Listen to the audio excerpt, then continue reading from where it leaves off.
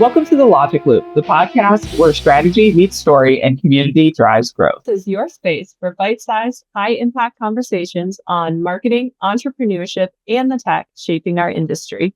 I'm Faith Boone, founder of Boone Logic, and my co-host is Sam Hale, Boone Logic's Director of Digital Content. Today, we're talking about the importance of effective leadership, and I'll specifically be sharing some of the things I've been learning in my Goldman Sachs 10,000 Small Businesses cohort. It has been so fun to hear Faith update me on all the stuff she's learning as she's going through the program. So I'm excited to dive more into that. But to start, I think we should just kind of speed run, in our opinion, some of key things for leadership. Because one of the things we bonded over when I was my interview for Boone Logic, now almost 3 years ago, which is crazy. We trauma bonded over some bad leadership experiences we've both had in the past, which, unfortunately is, I think, very common. And a lot of it is when it feels like your boss doesn't trust you, like you have the micromanagement, the expectations, but they don't verbalize them. So everyone's kind of left on different pages. Those are some of the key things for me, where it would have been so easy to avoid everything if the leader set clear expectations, trust the people that you hire, which is a wild concept. Why would you hire someone if you don't trust them to do the job? Exactly. Yeah. I worked at an organization that had a set of values that they did not follow very well. Core values that they expected everyone that was part of the organization to follow, but the leadership didn't follow it themselves. It was so difficult to deal with that because not only is it affecting your day-to-day work, but you're taking that home with you. Mm-hmm. It messes with your productivity. It messes with the confidence that you have in yourself and your capability to do your work. And there's just different ways to handle that. There are different ways to communicate how to help an employee make changes or how to reveal to them areas of improvement and things like that. And yeah, I think we both had experiences where we didn't necessarily receive the respect that we deserved. And there was a lack of integrity in the leadership. Yeah, which is huge. And even you can be aware that it's not on you. You can be aware that it's a issue with leadership, but it's so hard to not internalize it anyway. Especially, I feel like I'm a very empathetic person, so I internalize everything. I will make things my fault that are not my fault, and my brain knows that, but I'm still do better.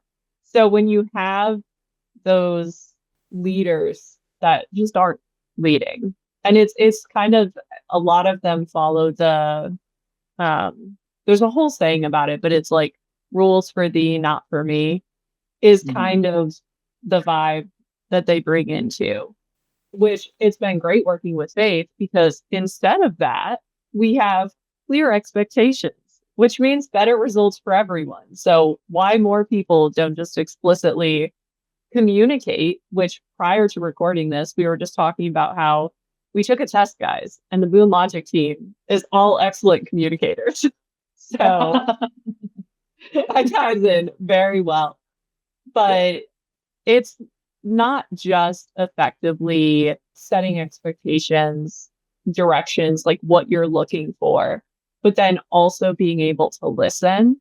And I worked for several organizations that it felt like the leadership wasn't listening. They might listen, in air quotes, as a formality, but they're not actually hearing what you're saying, and they're not going to do anything about it, which is just going to then in turn not make your employee want, I was going to say serve you, which serve the organization, put their best foot forward, because they're not being valued. It all, like you said, it all goes back to respect should be at the forefront of everything. Yeah. And I just feel that it's so important for everyone that's a part of an organization to have input into what makes the organization what it is. Mm-hmm. Our mission which, is still somewhat under development, but it's very much focused on the fact that we are storytellers, and that alone lets you know that we are communicators and that we pride ourselves on that. Yeah. And as I started Boone Logic by myself. And so the only person I had to communicate with was me. And then LV came on. And then me and her has learned how to communicate with each other. And it was very different because LV is in the Philippines. We have a 13-hour difference when I'm waking up. He's trying to go to bed. And so we only have so many hours of the day to communicate. And they are essential. But we have found a way to make it that we know what each other is doing, even if we don't get a chance to cross paths. So I think that just that foundation of making sure that we're over communicating with each other, even when it was just the two of us, was really important.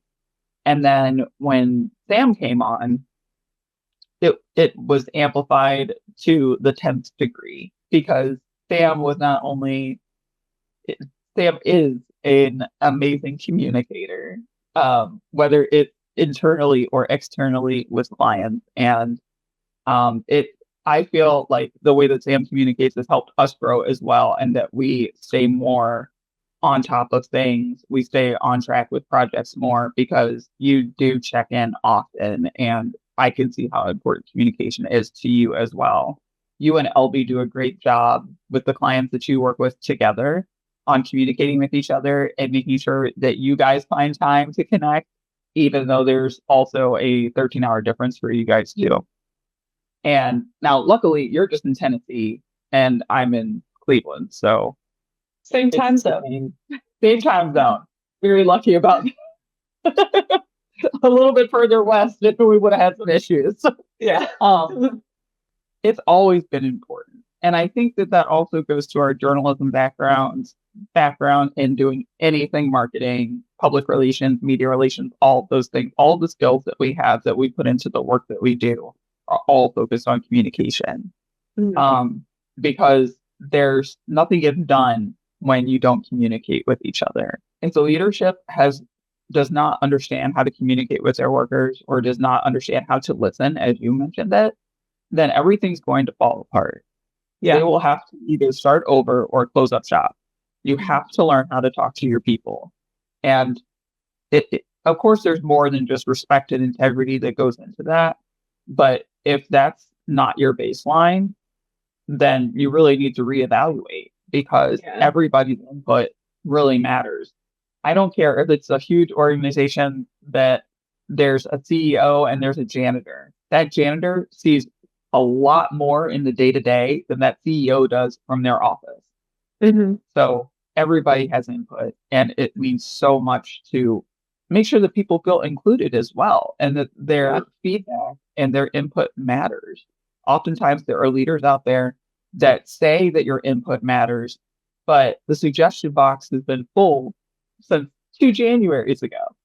So, you got to stay on top of it. Communication is ongoing too. It's not like, oh, we did it once and then that's it's like that's not enough. Like you said, needing to set that baseline, and if you don't have that, the baseline is like the foundation. If you don't have it to begin with, your company is not going to scale up. And obviously we want effective leadership because we want people to care about and value their employees. Like that's the ideal scenario. But let's say all they care about is the bottom line. You still need to effectively communicate, respect, collaborate, which is our favorite word, with your team, because that's how you succeed. So even if people are just looking at it from like, I want the business to be more successful, you need your entire team involved working together. And when people feel valued and feel like they're in a healthy work environment, they're going to be more motivated to go above and beyond. And, that's a whole different question. Like people should not be doing 3 times the work for the low pay. We're not, know your worth, but to even just do more than bare minimum to put their best foot forward to help like actively want the business to succeed and care about the business rather than just waiting for their paycheck on Friday. Right. Yeah. All of that funnels into what I'm about to say about resonating with the company that you're with and finding that connection. So every worker that, works with a company, hopefully they enjoy it, that they enjoy their work. Hopefully I hope that you guys don't see your work as much. I hope it seems like it's fun or like puzzles or games. That's why I have the puzzle pieces in the logo. It's so important for the leadership to make sure that everybody is fitting where they're supposed to be fitting. So aside from the communication part, like once you get that input, the next piece of that is everybody at where they want to be at? Are we meeting them where they are and where do they want to go? Right. It was very important for me to make sure that Sam knew when she came on as a marketing associate that it wasn't going to end there. I saw all of the talent and skills that you have, and that's why you're the director of digital content now. And you oversee not just all the social media, but you play a very big part in the strategy of all of our digital content that goes out for Boone Logic and for all of our clients. And that, for me, is a great fit for you. It helps me move away a little bit from doing more of that digital content myself, knowing that you are the one making a lot of these strategies in the background and I'm giving my input to you, but I don't need to be at the head of that. And that right there, delegation is one of the hardest things I've recognized from, just networking events and my cohort through Goldman Sachs 10,000 small businesses. Is like trying to separate yourself from your business is so hard, but having someone on your team that you can trust to delegate things to or to make sure that everything's not going to go up in flames is also really important. And good leaders can recognize that in the people on their team. Definitely. And I just want to make mention when you said making sure your people are in the right positions, it made me think, I believe it was Creative Views who gave us the Traction recommendation. So shout out to them. And Traction is a book by Gino Wickman, which, yes, she has her copy in hand. It's here. And you can see Traction at least. Oh, there we go. There we go. And it was a great book. And that was one of the key points was saying you can have great employees, but making sure they're in the right position for not only your business, but what the employee is looking for and what their skill set is massive. And even before, I got my little promotion from marketing associate, like Faith made sure to connect with me and be like, what do you want to do? Like, where do you want to see yourself grow? Because if that wasn't something that aligned with what I was looking for, her putting me in that position probably wouldn't go well. I mean, obviously, that is exactly what I was looking for. And I was like signing up. But that was a perfect example of effective leadership because before making that decision, she sought input, made sure that we were aligned on that, and then took that next step and moved forward. I think that was before we even read Traction. So like you were ahead of the game. I definitely owe a lot of my leadership technique savvy in the background to other leadership programs that I've been through. When I worked at Channel 5, Scripps had a leadership program. Forgive me, Scripps. I don't remember what it was called. There's nothing online about it now. But they tapped me at one point to be a leadership champion along with one of the reporters at Channel 5. And we were two people that we were sent out to the middle of Kentucky to do some scare your soul leadership, but also to learn more about communication and looking at, where people fit in an organization. And it wasn't even that, we weren't the CEOs or the general managers or anything. We were workers that were a part of the organization, but being able to see it from that perspective while also scaring your soul. We had to do some very death defying things, 30 feet up into the air. that I was not prepared for at all. I won't be doing that Yeah. again. But like seeing all of those things, going through those sessions, talking about how to be effective leaders was so helpful and important. And then we got to go and convey that information back to our team at Channel 5. And we had so much fun with it. I really love leadership training, and I love helping employees feel more a part of the organization that they are involved with. So after Channel 5, I started working for a nonprofit that was very focused on leadership. So I learned some things there. But I really learned, I've learned an astronomical amount about leadership and communication and your people and yourself and everything from Goldman Sachs, 10,000 small businesses. This is by far the cream of the crop when it comes to leadership training, entrepreneurial molding, and things like that. I can't give away too many details. The only thing I will do is hype people up and get them to try and be a part of this, because there's if you apply and you get accepted, you get to go to it for free. And the price tag that should be on this should be very high. It's invaluable. And I'm learning so much because I'm surrounded by other leaders who know how to communicate to this audience of entrepreneurs. I can't say it enough how important communication is. It's just the crux of it all, right? I mean, we can be worker bees all day, but if we're not talking to each other, if we're sitting in silos, if we're turning to AI to make the conversation happen or to fill in the void of communication, the human element that keeps missing in communication, it can't continue to be missing. Like we have to fill that gap, and it can't be with a robot. Exactly. Everyone already knows how extroverted I am. I walk into a room very bubbly and ready to like hug everybody. I don't care if I've known you for 5 seconds or 5 years. I'm gonna hug you as long as you're okay with that. I'm a hype girl. I will hype you up all day, all day long. Like that's just, I love that. And it's not necessarily because throughout my life I had a hype person. Like my mom told me she loved me and that was beautiful all the time. Thanks, Mom. I really appreciate that. But I didn't necessarily have that outside force that was always hyping me up. And so I love hyping people up. I love letting people know that they are amazing at what they do, that their talents are insurmountable, that they have so much potential, or that their success, they might not even see it themselves.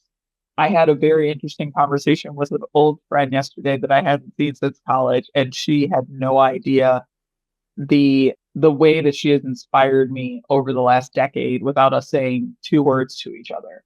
But she has communicated what she has been doing through social media and through her art.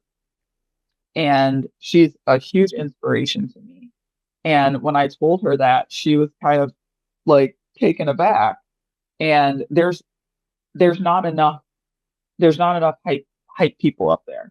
Yeah. Like recognition is huge. Like that's one of my, it's so cheesy, but that's like one of my goals this year is when you have something positive you think about someone, like whether you know them, whether you're scrolling, because I'm a passive scroller. Like I'll like stuff, but I don't really comment on stuff. But I was like, that's kind of silly. Like people are putting themselves out there. If I see something and I like it, they might not read it, especially on social media, but tell them. What does it hurt? I mean, the whole point, especially of the Logic Loop, this community we're trying to build, is to collaborate with people, to recognize what they're doing, to hype them up. And what am I doing if I'm not doing that in my personal life? So I love that, the Goldman Sachs 10,000 small business program you're in, like you were saying, is all these like hype people supporting each other, understanding that we can all succeed together, and that recognizing people, supporting people, it's not a detriment to you. All it does is help all of us. Yeah. And that's the way I feel like we want to succeed, is not by putting other people down, but by all supporting and building people up together. We talked a bit before about internalizing stuff, and can be really easy to, looking at your own work, see what you don't like, the things that you need to improve on. And it's easy to kind of beat yourself down on that and then not realize, like, one of our clients, shout out Diana, is another amazing hype woman. I mean, I'll send her stuff and I'll be frustrated because I'm like, I could have done this better. I could have done this better. But like, it needs to get out. I'm going to send it to her, see what she thinks, go from there. And most of the time, it's all stuff in my head because she's like, I just sent her a batch for a special campaign we're doing. And I was frustrated and I was like, I could have done better for her because she deserves the world. And she comes back, she goes, this is amazing. I sent you a ton of stuff and was like, I hope that's enough for her to work with. And she goes, and you did it. You put it together. This is perfect. And that made probably my week, definitely my day. But just her, instead of just, she could have just been like, that's fine, approved. But she always makes a point to say how much she appreciates the work that we do, the effort we put in.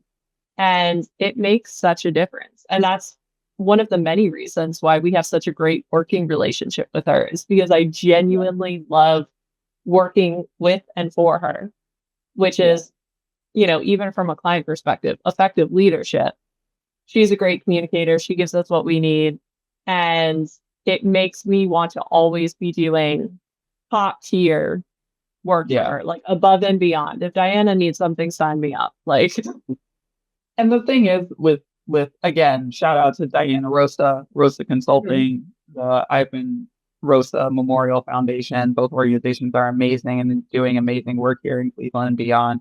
But she doesn't stop with sending you that recognition through email, Sam. We can't have a meeting without at least 5 minutes of her praising you for your amazingness. She is a woman of her word, and she's a beautiful soul. That is someone who, I don't know if I've ever said it to her, but I consider her a mentor of mine because of the way that she treats people. Yeah. She is so amazing to everyone who works for her.